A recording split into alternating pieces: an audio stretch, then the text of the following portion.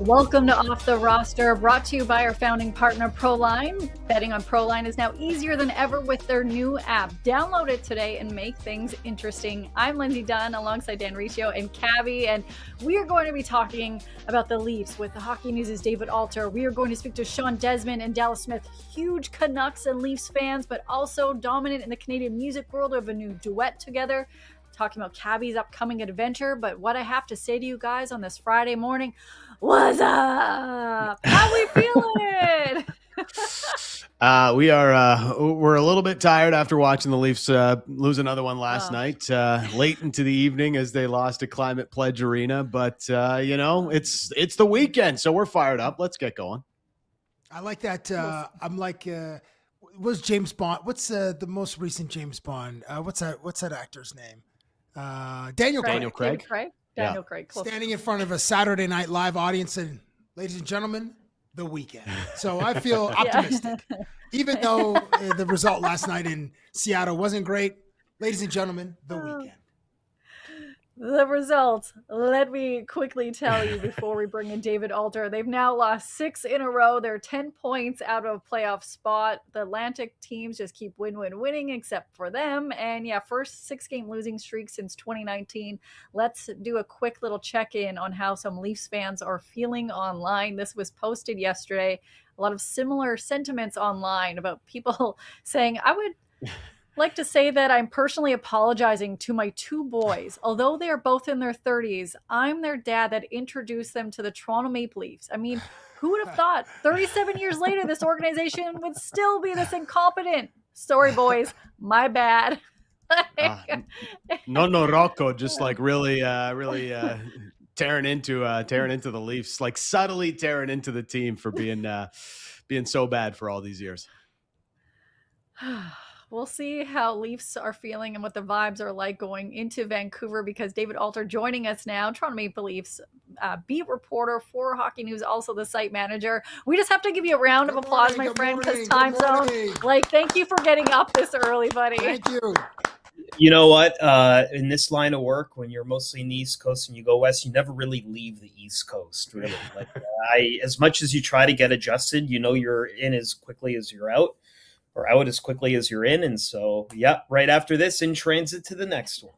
So I'm up. So thank you.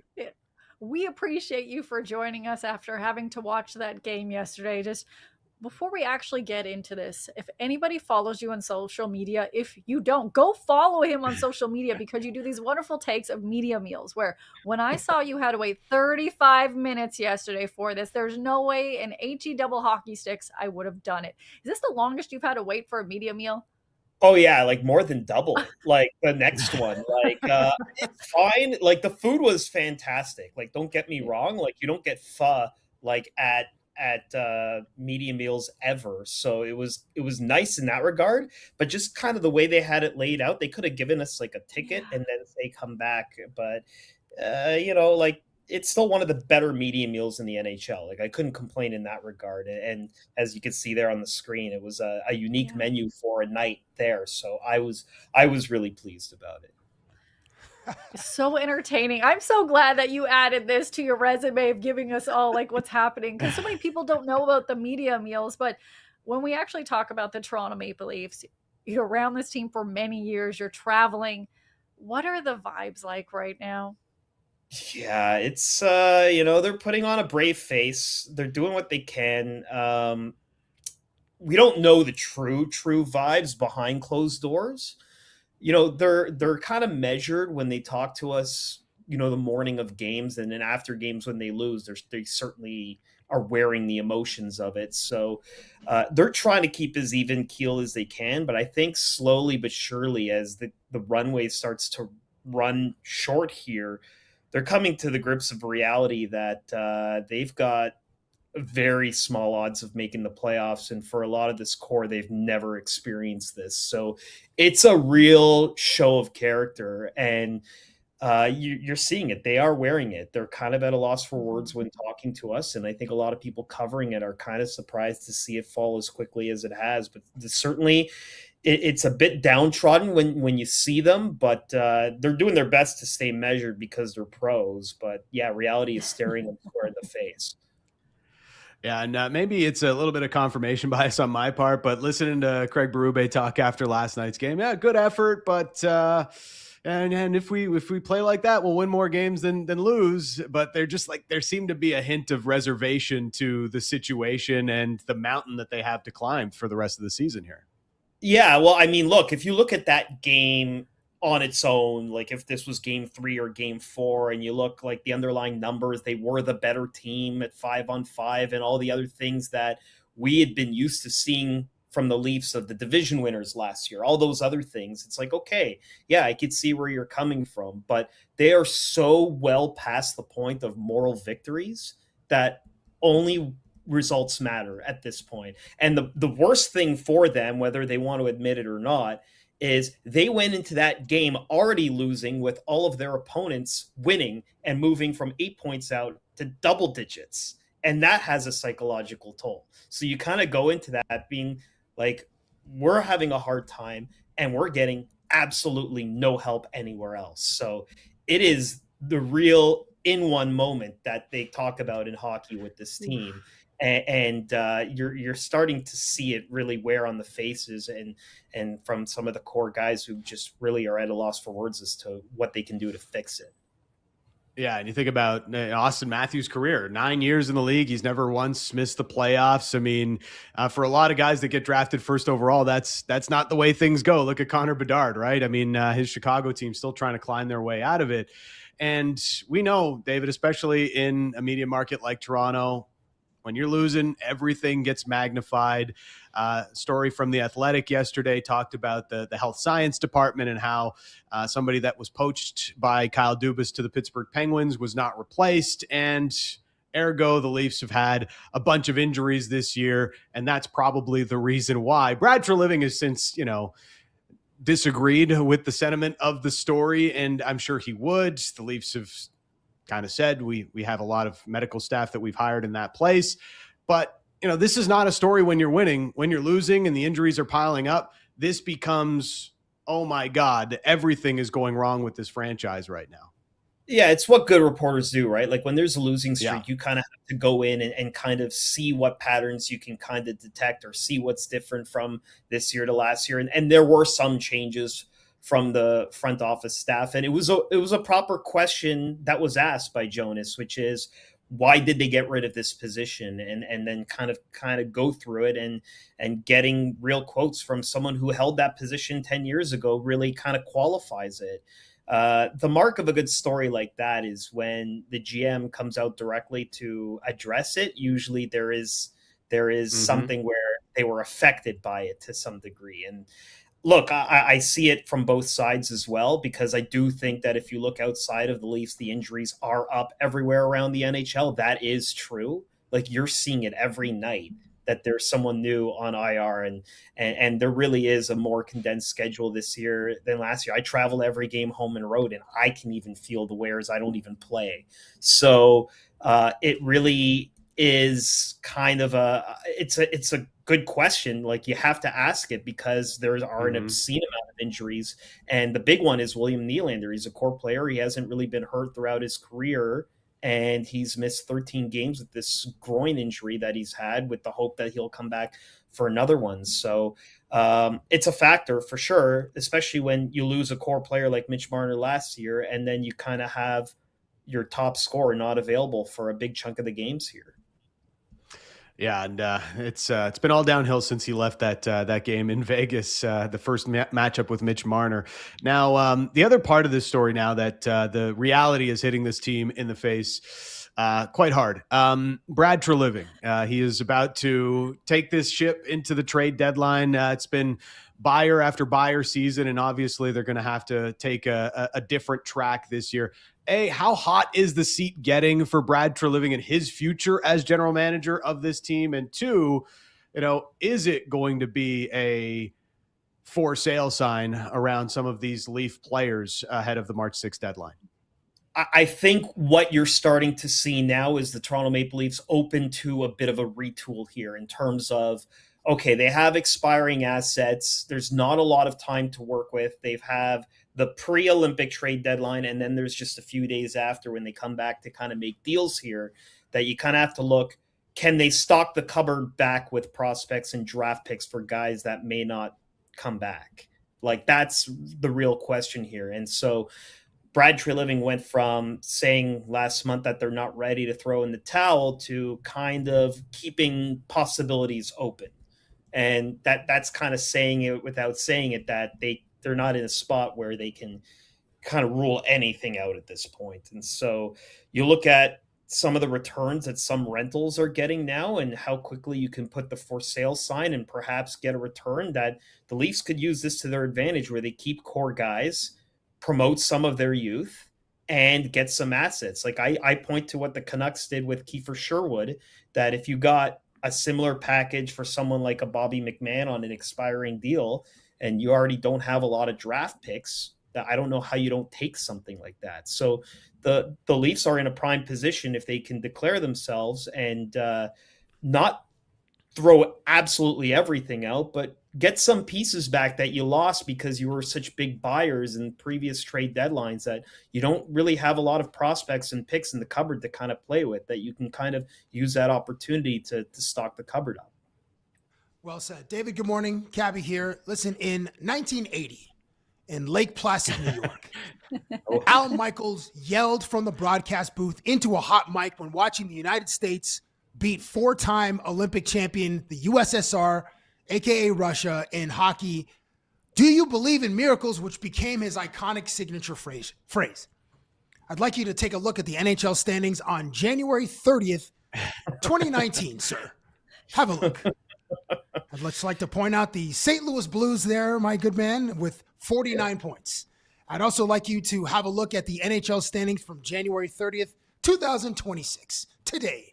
I'd like you to take a look at the Toronto Maple Leaf standings, 57 points. If you believe in miracles, David, do you believe in the miracle that the Toronto Maple Leafs will make a run to the playoffs with the same head coach that led the St. Louis Blues to through the playoffs and to championship victory in 2019, sir? Yeah, it's a great question, Cabbie. I don't think. I don't think. Just a hard no. Just a hard no. It's more so. It's a different circumstance here. I think it's kind of late in the game. It's late psychologically, even if the games played aren't that different. It's so late in the calendar year that I think that they just. That also spurred a coaching change too. And he came in afterwards as from interim to head coach. That I don't know. I don't know if the Leafs can kind of do that. Look, they did fire their assistant and then went on a little bit of a run here. So there is a bit of an element there that they can do. But I'm not sure. It's too much pressure for what they have, and there's been no evidence that they can turn it around. Like, I look at the way St. Louis was playing then, they had some reason to believe that they were better than they were. The Leafs' underlying numbers, 32nd in zone time this season, 32nd in slot chances, and a lot of the defensive issues. I can't see them turning that around because they have to turn that from worst to best in order to go on this run, and it's hard for me to see that happening at this point. As you were talking, I was like, can I push him on Hildeby? Is 2019's Jordan Binnington? But that might be a bridge too far, because obviously we know how important goaltending is, and Hildeby's kind of come out of nowhere as Binnington did as well. You've noted that the style of play under head coach Craig Berube can be boring in comparison to Sheldon Keefe, who was Toronto's previous head coach. If you had to pick a movie genre to describe this season so far, would it be a slow burn, gritty film noir, or a comedic, frolicking romp of a comedy or of a documentary featuring, what do I have here? A native son that returns to a chorus of booze, the occasional middle finger, and a head coach who suffered a gruesome gym injury? I think it'd The be more documentary or the film noir? I think it'd be more of the film noir. I'd even go further and say it's probably like a horror film at this point, just because the expectations What? for what they were and where Does they someone are. die, David? Well, I mean, Season. Us, the fans, our spirits. Yeah. Maybe that's what versus it is. die. If you want to go with the analogy, I mean, someone already did lose their job in that regard, right? Yeah. Like, Okay. Yeah. there is Yeah. there's the on-screen in terms of that element of it that they kind of moved on from. So I would go that far, just because, look, this was a team that was the best in the division, right? Like, you go from there, 9 consecutive years of making the playoffs, to not seeing any signs that it's getting better.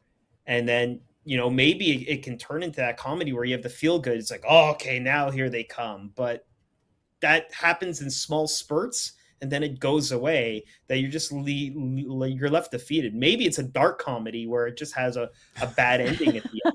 I don't know, but it's so hard to. I would not want to be the filmmaker making the movie on this season, because it would just be a soul destroying experience for whomever has to make that. No, there could be light at the tunnel, man. We don't know yet. We got to hang on. Well, to like I'm usually very glimmers of hope. optimistic. I'm a very optimistic Same. person by Yes. nature. I am, and I've learned to be over the years too. So it's one of these things where I'm not seeing it for this year, but I think lessons learned from this year can help them in the long run. I was talking to Nick Waugh the other day about his experience with the Vegas Golden Knights when they missed the playoffs the year before winning the cup, and what they learned about themselves in that regard. And so the real adversity here is actually having these core guys kind of go through it, because if they do that, they can take those things and learn from the following year. And you look at what Boston did, missing the playoffs for the first time in a while, and look where they are now with the pieces, some of which they have from Toronto. So there's ways to kind of change the game, change your situation with a few little tweaks, but those have to happen fast for sure. When we talk about the horror movie and like just everything that is going on, there's always a moment during those films, which honestly half the time I'm watching with like my hands over my eyes trying and listening to music because I can't handle it. There's usually like a little moment of hope. So yeah, season probably cooked, no playoffs. As somebody that has to cover the team day in and day out, you still need those moments of like, oh, this is something positive to look forward to. Is this a player number? What is something that has you a little optimistic to keep you going for the rest of this season? Yeah, it's interesting. Like I asked myself that question. Easton Cowan was kind of showing that early on, but his plays kind of dipped recently. I would like to see if things kind of got to a point where that they brought up more prospects just to kind of see what they do have.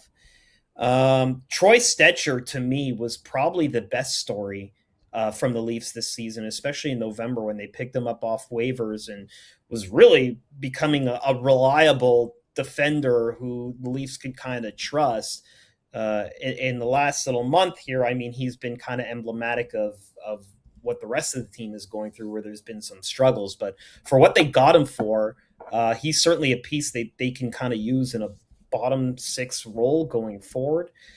So I would say that would be the most optimistic thing, but that also speaks to kind of where things are at, that I'm really kind of reaching to kind of find that spot, because there is not that much like in that regard. And again, Cabbie, like I know we were talking about, I'm trying to be positive and not a pessimistic person.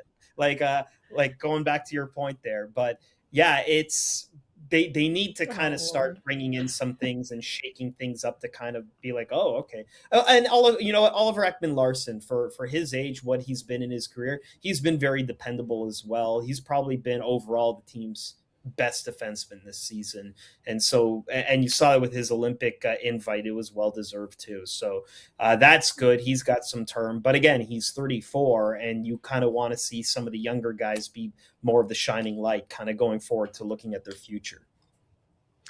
I guess the other positive is maybe Auston Matthews has found his game here over the last little bit, and a couple of reports, one from Elliot Friedman and also one from Chris Johnston, saying that he's still very committed to being a Leaf. So considering the Leafs are headed to Vancouver and they had that whole Quinn Hughes thing happen this year, I think a lot of Leafs fans are wondering if the same thing was starting to happen around their captain, but it doesn't feel like that's the case. It just feels like the captain of the Leafs is committed to making it work here in Toronto. So a retool can still be a retool around one of the best centers in the National Hockey League.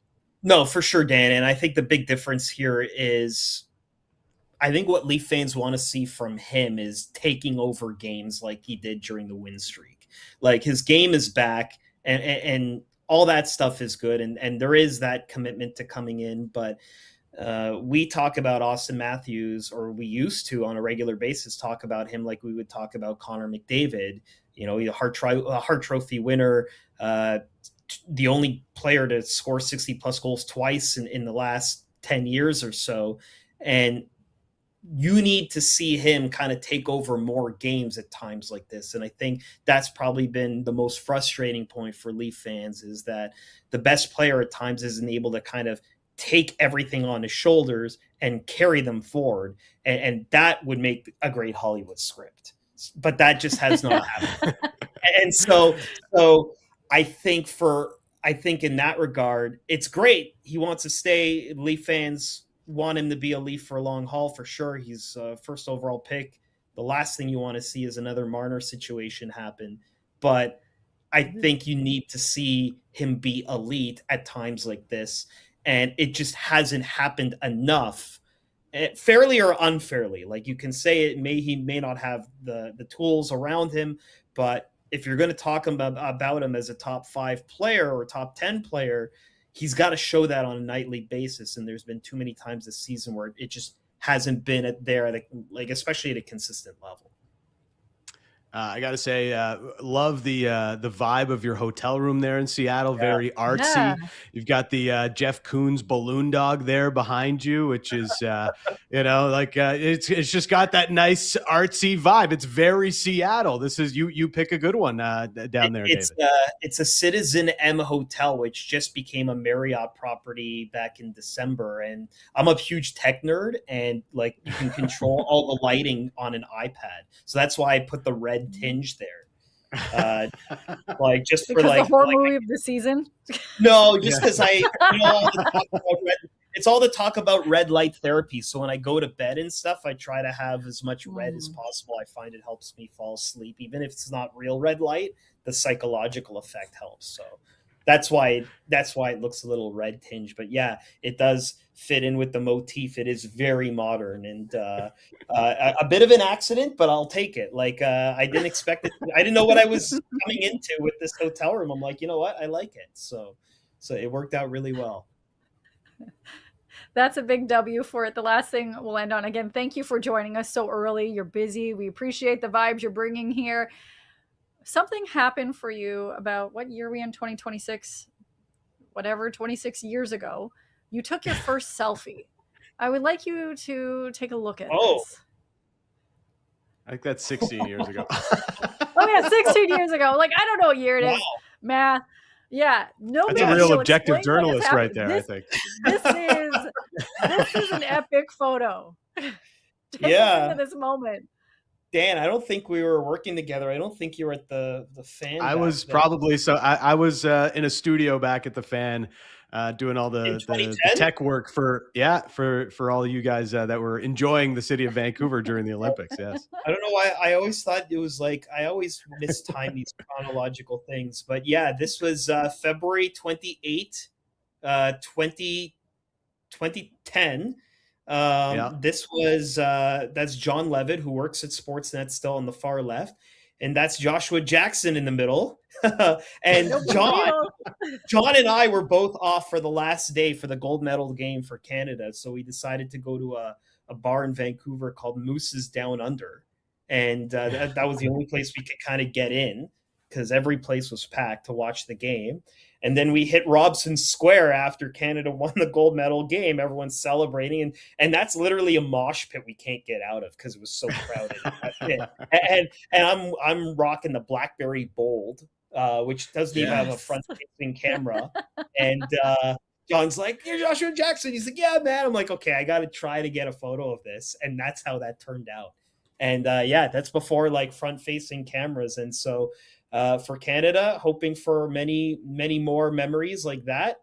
It's been a long time since NHLers were involved as well. And so it's going to be fun and exciting to kind of see that. But that takes me back because getting to an experience an Olympics on the ground in the city is a wonderful thing. Well, we appreciate your time. Just thank you for getting up early. And I'm hoping that maybe the vibes might change on the Leafs and we have the miracle season we're all hoping for. But we appreciate your time.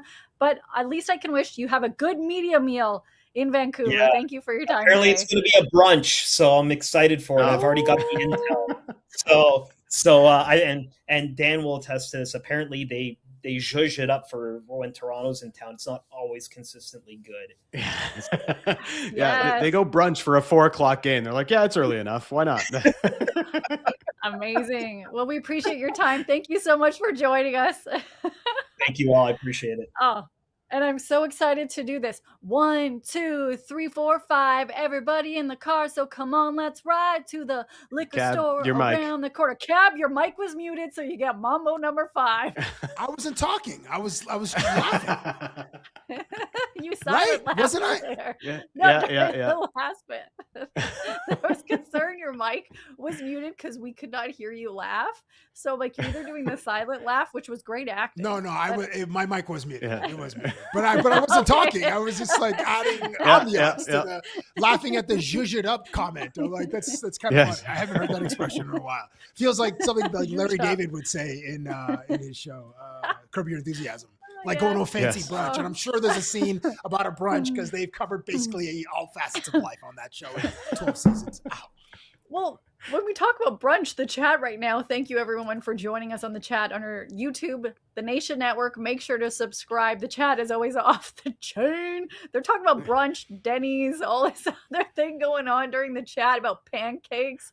I think it's because we're trying to distract ourselves from the Leafs season. But what I took out the chat right now is that someone said if the Leafs make it to the playoffs, Dan will shave his beard. Like, that is not enough. If they make it to the playoffs, Dan needs to shave his beard, his eyebrows, and his head. And his back. All could apply. All could apply if we are fair about it. But it's, I don't know. Like, man, I'm probably just on a different algorithm, but I do get videos when I'm doom scrolling every now and again. It's like, POV, you shave your beard. And then it's like your wife or your partner, like seeing you with the shaved beard, like, no, get out. This is not good. So when was the last time you were clean shaven? It's probably about 26 years. Yeah, it's what?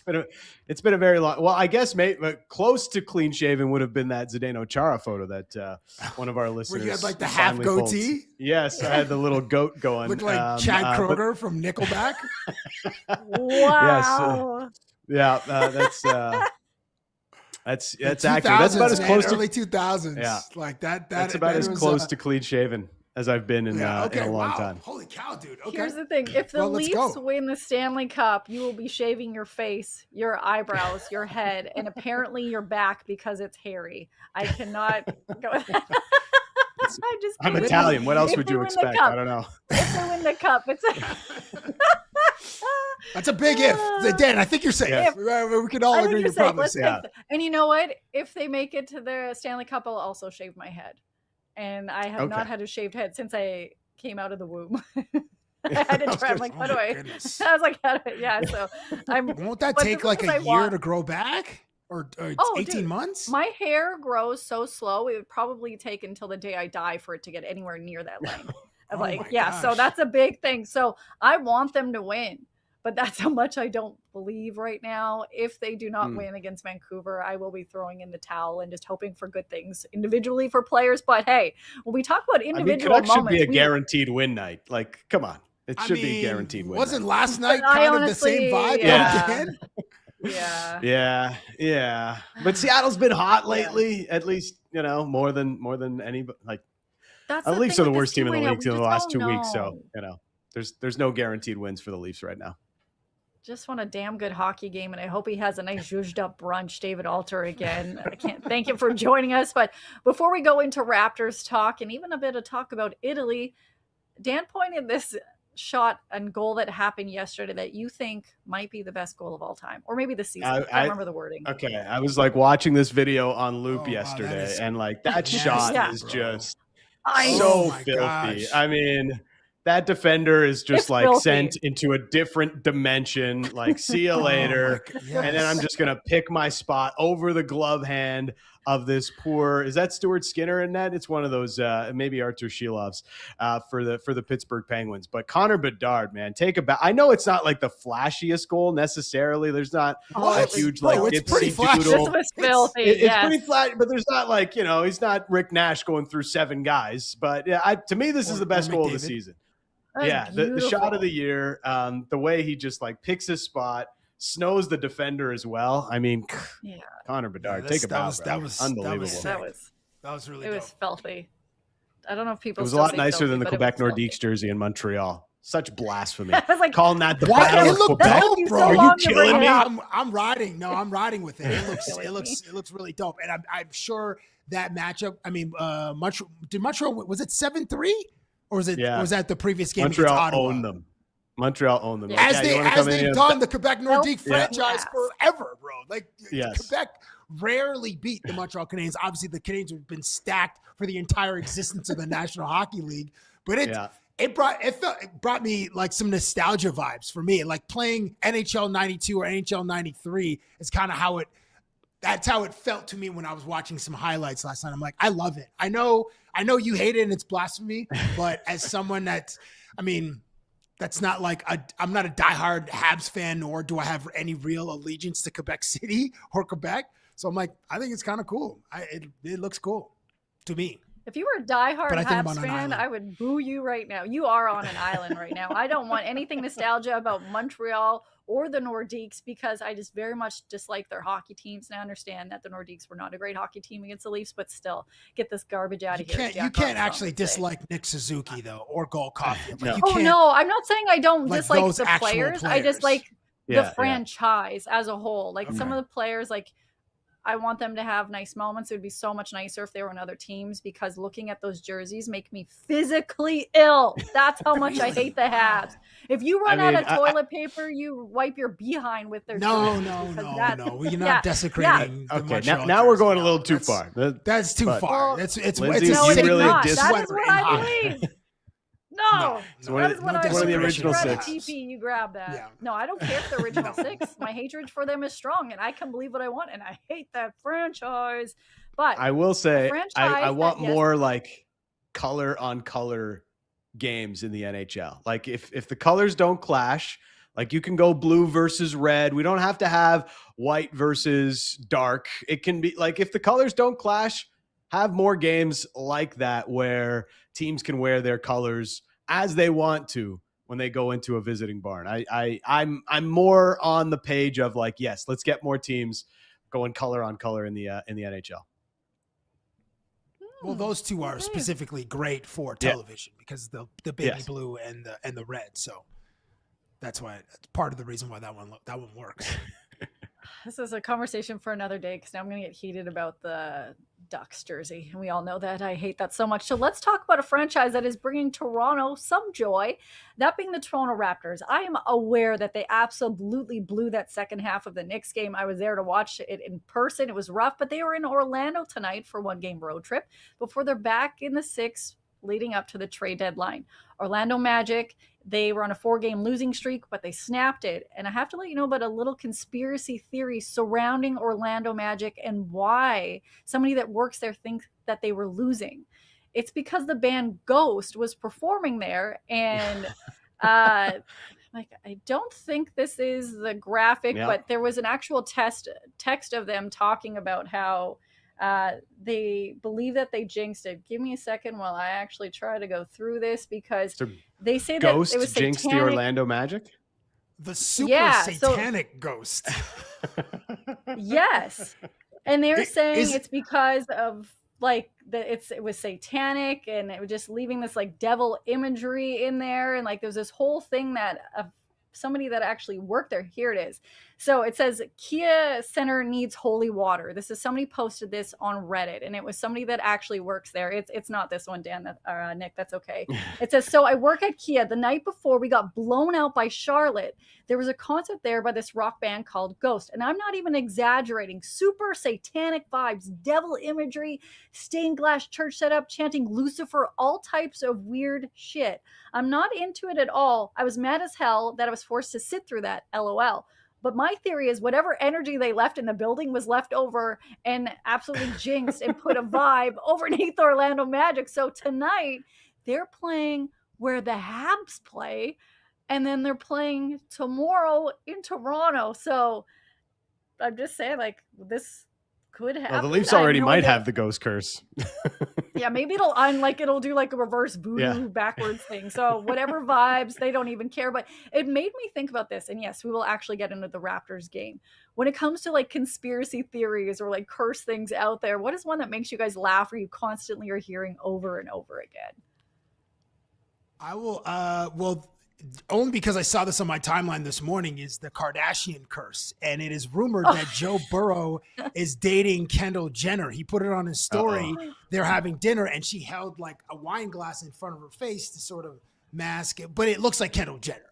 So the Kardashian curse is basically any professional athlete that dates one of the Kardashians or the Jenners, their career goes into a tailspin and it unravels, whether it's Lamar Odom, or Chris Ben Humphries. Simmons, or what's that? Chris Humphries. Well, yeah, he was married for 72 hours, 72 days. I think 72 days. Yeah, so that's our guy Tristan. Tristan Thompson. Yeah, our guy, me and Canadian. I don't know if some of his behaviors, but anyway, So that's the Kardashian curse is one that comes to mind, and the other one is. And I was talking about video games earlier, watching the Avalanche and Montreal Canadiens play. It reminded me of playing NHL 92 and 93, is the Madden curse. Whenever a player for many decades, it was thought to believe that if you appeared on the cover of Madden football, that season would be catastrophic, either via injury or your career, your production that year would fall dramatically. And there was Peyton Hillis was the first. He was a running back for the Cleveland Browns. I think he was on Madden 2006 or 2007, and then he basically disappeared from the NFL after that. Many players have been injured after appearing, on the cover of Madden. Hasn't happened recently, but those are two curses that I think of, like in that sort of playful, lighthearted space that pop up in the culture as it relates to sports and pop culture. I appreciate Cabbie thinking a little bit deeper about this, because I can't see beyond, much like the chat, the Drake curse, and thinking back to the World Series. Like as soon as Drake posts a photo at no, we're all screwed. We're doomed. Drake, please, no. Why are you wearing? But it broke. That curse has been broken. Kawhi hits the shot. We beat Milwaukee. We come back 4 games, and then obviously we win in Golden State. That curse has been broken. Whatever the Malokia, whatever you say, that is the Malokia.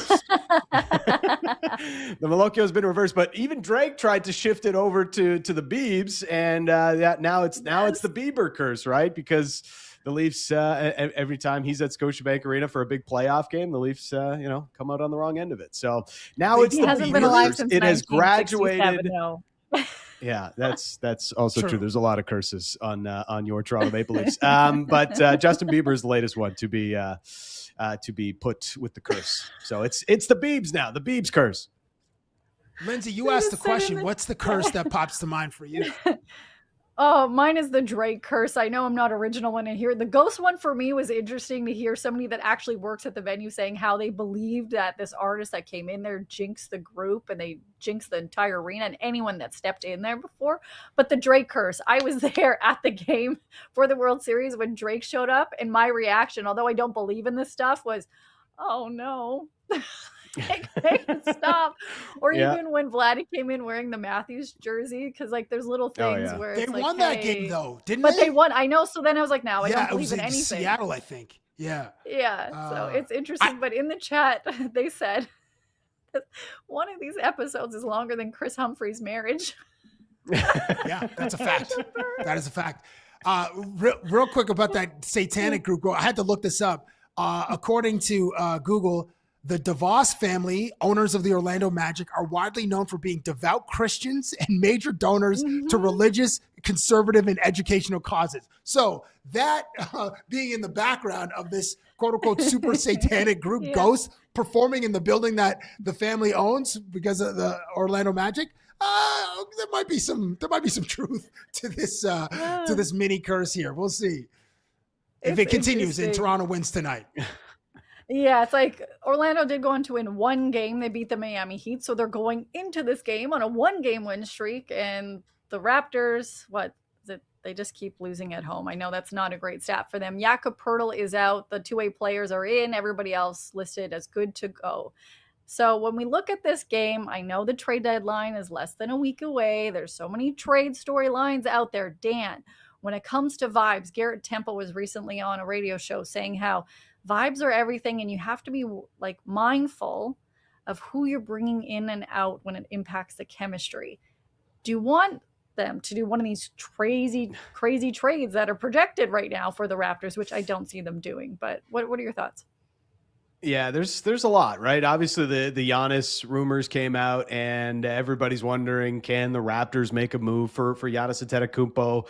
There's been a lot of smoke around Domantas Sabonis as well, connecting him with the Raptors. And, I get it. And, you watch against the Knicks, and it's like, yeah, the Raptors, they could use some size in the front court, especially at the 5 when they go up against a team like the Knicks. They could use some more 3-point shooting, as that's been a storyline we've had to beat ad nauseum for what the Raptors need to add to their roster. At the same time, as much as all those things are true, again, we did not expect the Raptors to be here at this stage of the season. They have come together as a group, even through a bunch of injuries. So when I think about Bobby Webster and what his ultimate plans are, if there's a great deal out there for you, sure. But if you're going to do a large renovation to this roster with what they've been able to put together, I'd rather get a larger sample size and take that conversation to the summer and focus more on maybe getting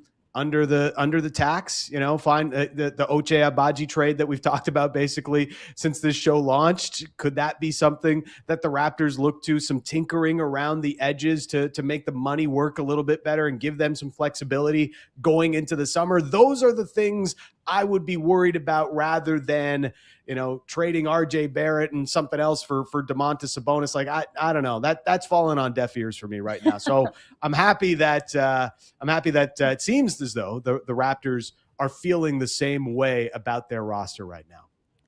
Listen, for tonight's matchup, I'm kind of excited to watch Paolo Banchero and play Scottie Barnes. I was listening to the Hoop Collective earlier in the week, and Tim McMahon had said there's some rumors in Orlando that Paolo Banchero and the head coach Jamal Mosley are like, there's some friction between the two, which, I mean, probably happens on every team. There's probably friction sometimes between Steve Kerr and Steph Curry, and those guys have a wonderful relationship.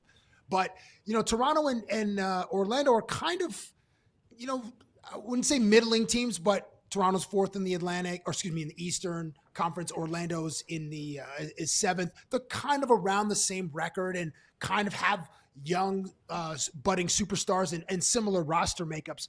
But these two guys, Paolo Banchero and Scottie Barnes, are all-stars. And since losing to the Toronto Raptors in 13 games ago, Paolo Banchero averaging 25 points a game, 9.6 rebounds a game, 5.6 assists per game, shooting 50%. Now, Orlando's record's been 6-7.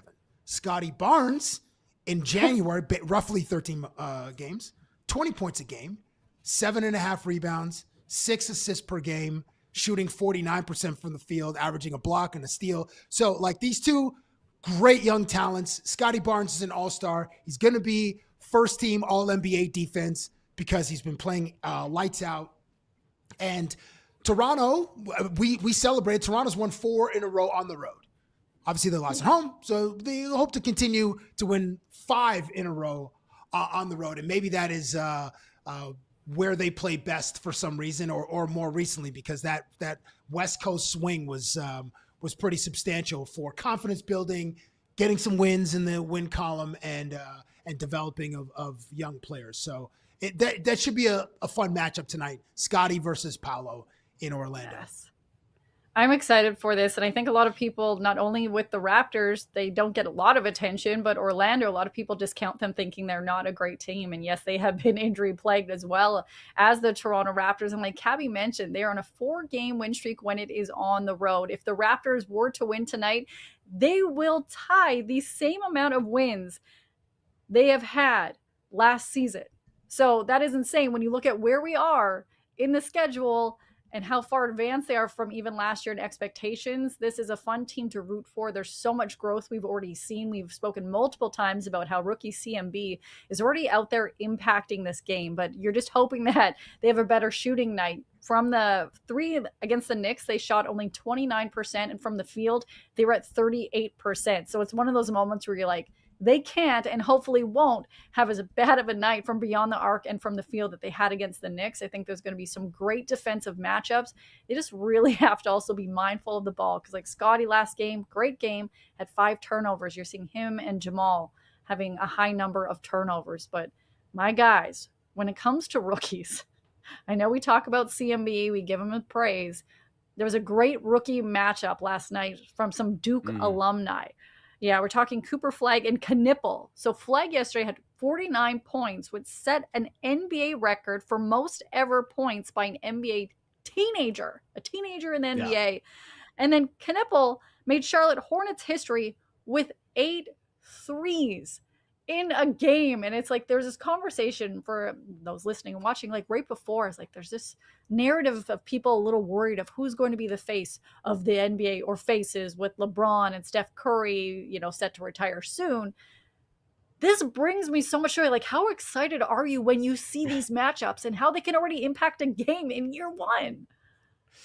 It's pretty crazy. Like, you think about Cooper Flagg getting 49 last night, and some great teenagers, like more than LeBron, more than Kobe as a teenager. Like 49 as a record in the history of this league is pretty insane. And you want to talk about conspiracy theories? I think there's probably still a few people that think that there was some extra work going on to help the Dallas Mavericks get Cooper Flagg after 1,000% people believe that. the Luka Doncic trade last year. So, and now he's showing out as one of the best teenagers the game has ever seen. I mean, yeah, pretty convenient there for the Mavericks, but yeah, I think the game is probably in good hands with guys like Cooper Flagg and obviously Victor Wembanyama.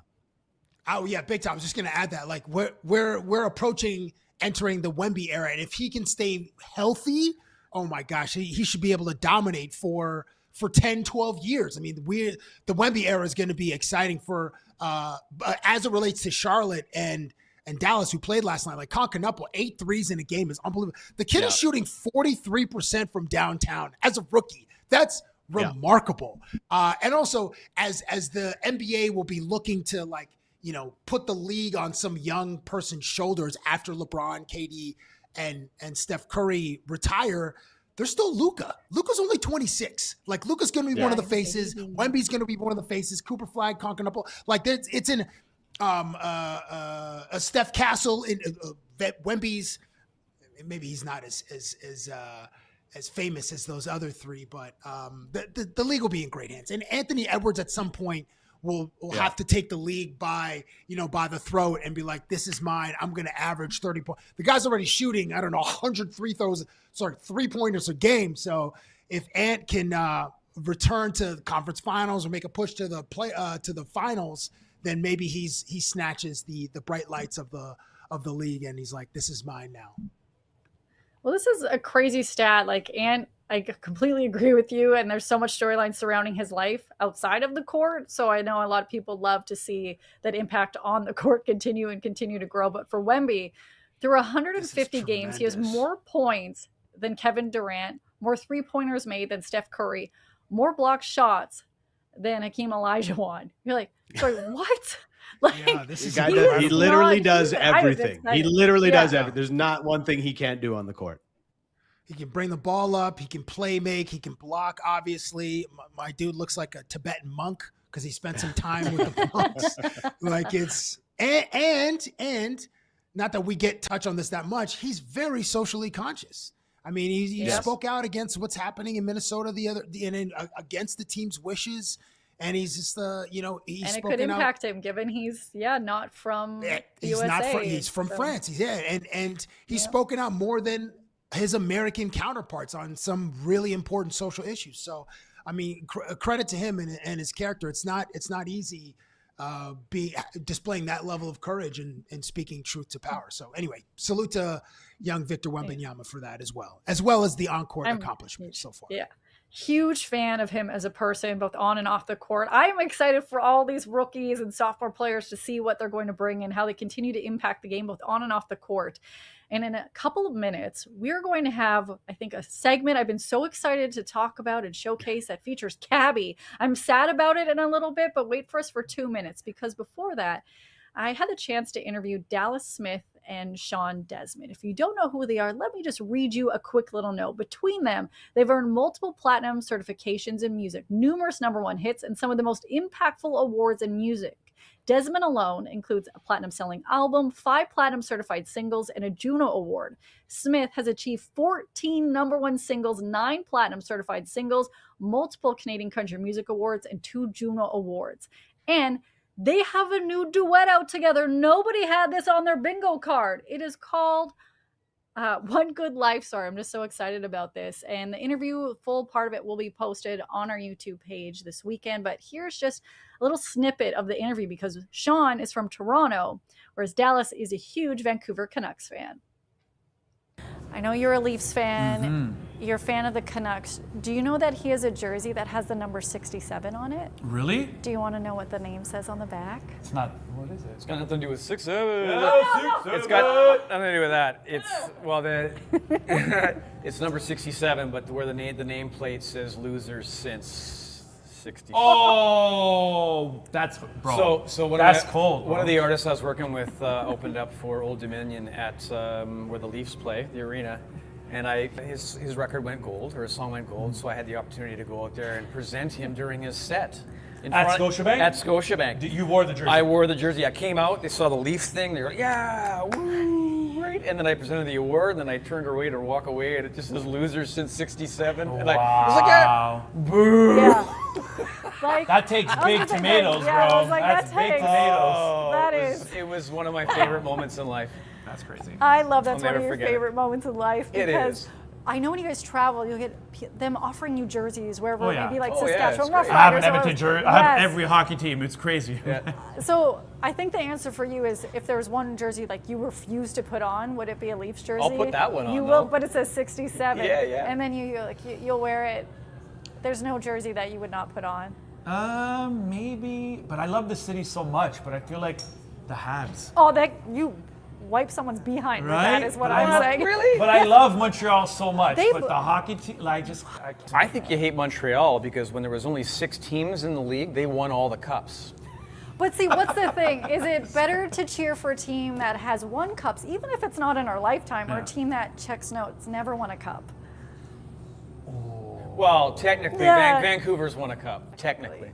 What's that mean, technically? Yeah. The Vancouver Millionaires won a Stanley Cup. We'll laugh together. I want this interview to keep going. But color But no. TV, I've never seen them Got it. win, except in black and white.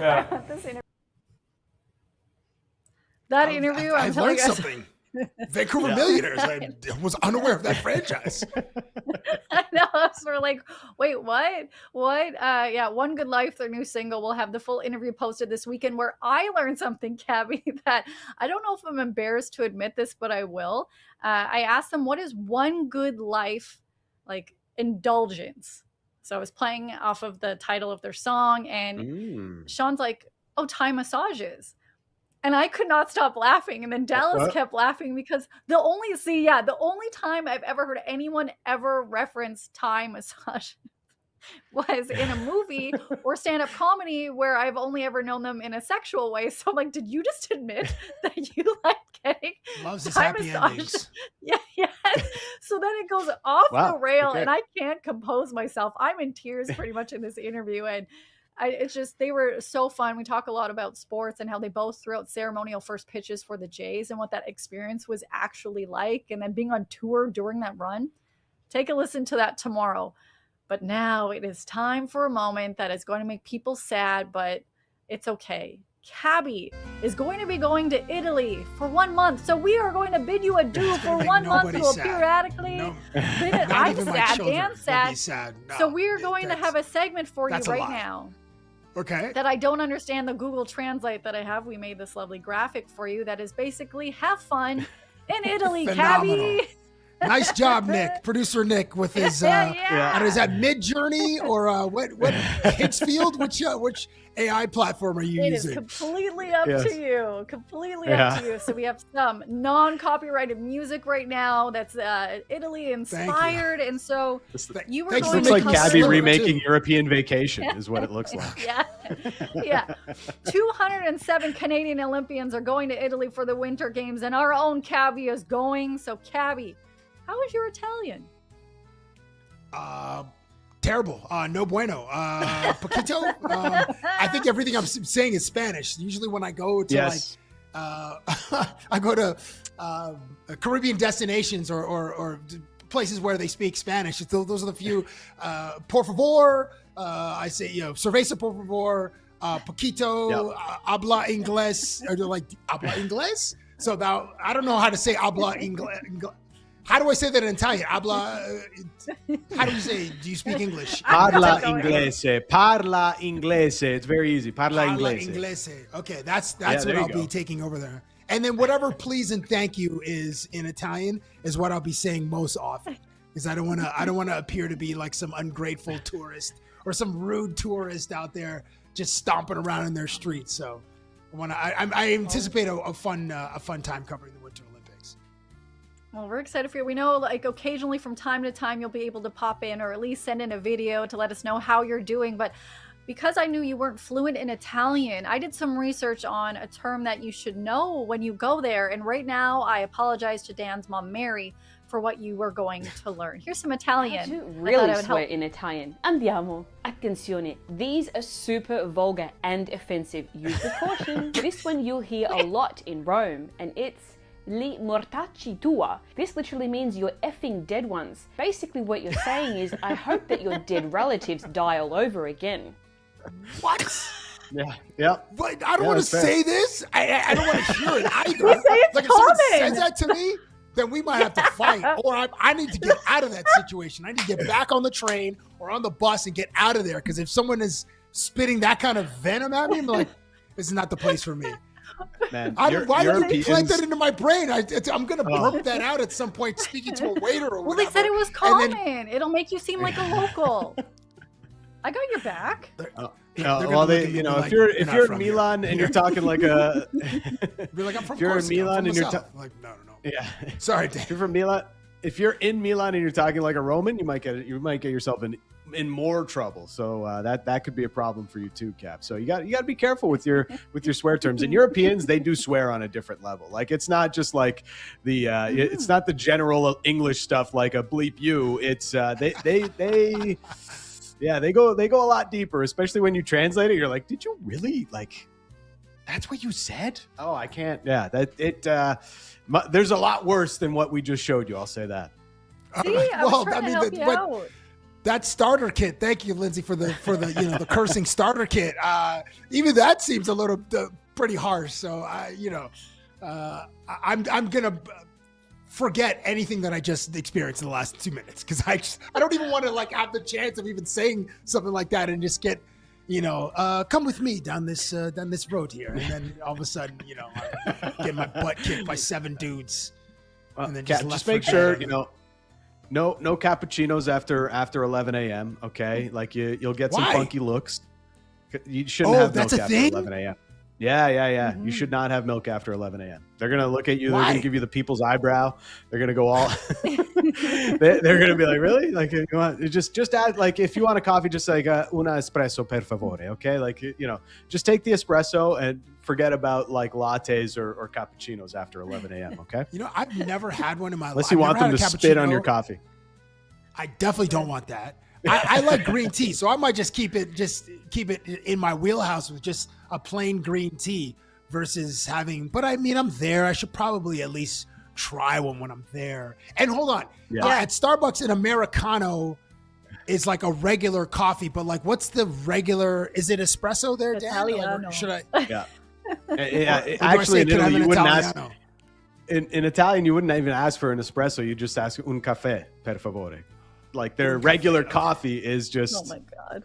is espresso. So that's a tip for you. If I you just order need, like updates on this.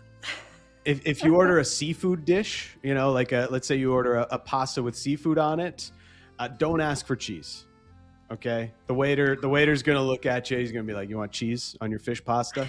Like you'll say it in Italian with maybe some nice curse words that you won't understand, but they'll be like, "You don't put cheese. You don't." Yeah, you don't put cheese on this pasta. So Okay. It's good to know. There's just a couple of tips for you. I do like cheese on my pasta, bro. I mean, you guys only see me from the waist up for a reason, because down here it's not a good look. So hopefully the baggage won't be heavier when I return from Italy, but it probably will be, because I anticipate eating some really delicious local Italian food. When I'm in, I'll be in the Alps. I'll be in Livigno. So I don't know if it's how touristy it is, but I anticipate finding the little hidden gems in that community, in that alpine community, to indulge 7 or 8 times while I'm in at the Olympics. Well, to help you indulge and experience the culture, we looked up a couple of places that I did not clear with Dan that we're going to suggest for you and where to go. First of all, like if you could find, they have this very famous thing where you can find a house in Italy for €1. You could get us a new studio. We could be on location in Italy from time to time. So here were a couple options. It looks like there's a bit of a window. It's like €1. You can get multiple houses in Italy. So I thought you could go scout us out a lovely studio. And one of them, none Looks of them like a have fixer-upper. running like bathrooms. Yeah, there's no running water, or there's no toilets. So that's one thing. How's the probably street in the middle view? of nowhere. How's the walk up score? Is it close to mass transportation? I might have to go take a look. I'll do some investigating while I'm there. I love how it's described as ancient house. Yeah. It's just We can house, have a studio like, in ancient in that house, part of yeah. Italy. Like, it's just known to be ancient. I mean, everything's freaking ancient there.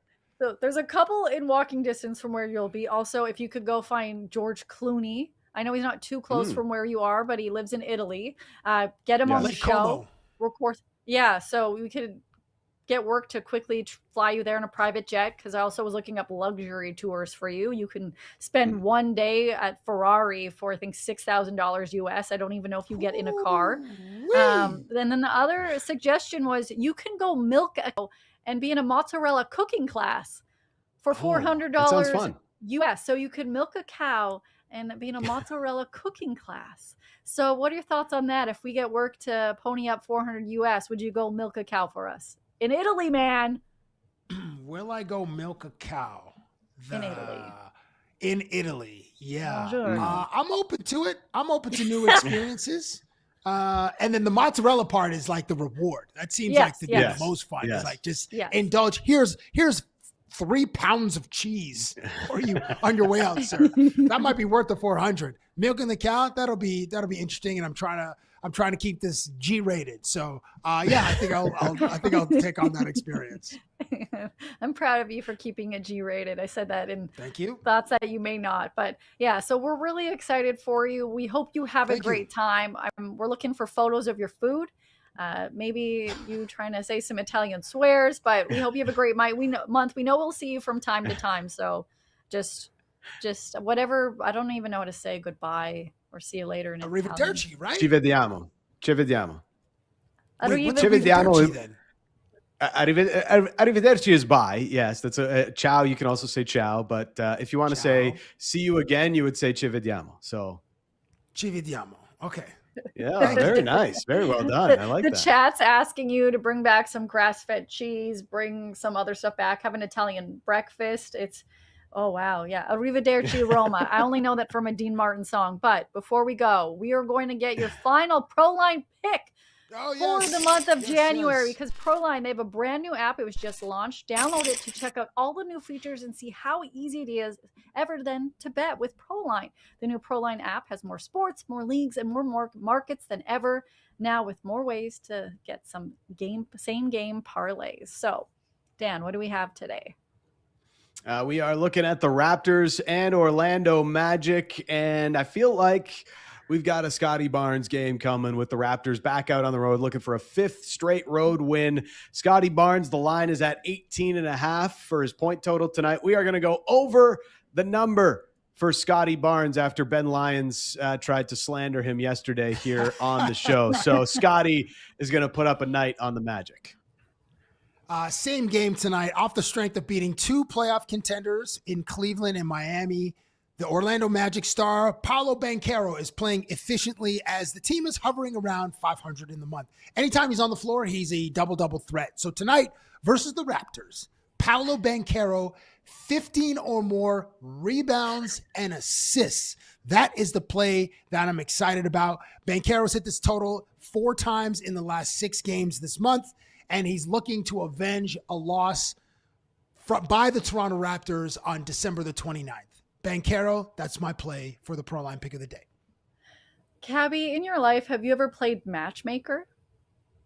No. Oh, Sid and Tim used to, but no, I don't think I've actually played the game. No. No, like you never try to hook up one of your friends with another friend so that they could live happily ever after? I have a high batting average in that game. Oh, I'm okay, like great. Barry Bonds in 2001. I'm like, it's, yeah. Like 3, I've introduced 3 So of you're my friends to legendary their then. wives. Oh, well, you're making the chat happy right now because Johnny asking in the chat if you could bring them back an Italian wife. And then Little Willie Styles asking if you could bring them back a Swedish wife.